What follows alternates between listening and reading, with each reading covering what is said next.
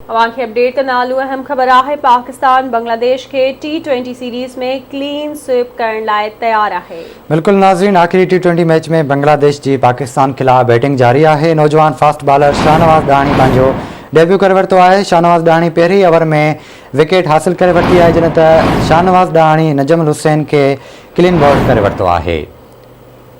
आगाह पे अहम खबर है। पाकिस्तान बांग्लादेश के T20 सीरीज में क्लीन स्वीप करण लाए तैयार है। आखिरी T20 मैच में बांग्लादेश जी पाकिस्तान खिलाफ बैटिंग जारी है। नौजवान फास्ट बॉलर शाहनवाज़ दाणी पंहिंजो डेब्यू करे वरितो है।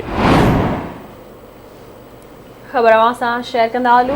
पाकिस्तान बांग्लादेश के T20 सीरीज में क्लीन स्वीप ॾियण लाइ तैयार है। आखिरी T20 मैच में बांग्लादेश जी पाकिस्तान खिलाफ बैटिंग जारी है। नौजवान फास्ट बॉलर शाहनवाज़ दाणी पंहिंजो डेब्यू करे वरितो है। शाहनवाज़ दाणी पहिरें ओवर में विकेट हासिल करे वरिती है। शाहनवाज़ दाणी नजमुल हुसैन के क्लीन बॉल्ड करे वरितो है।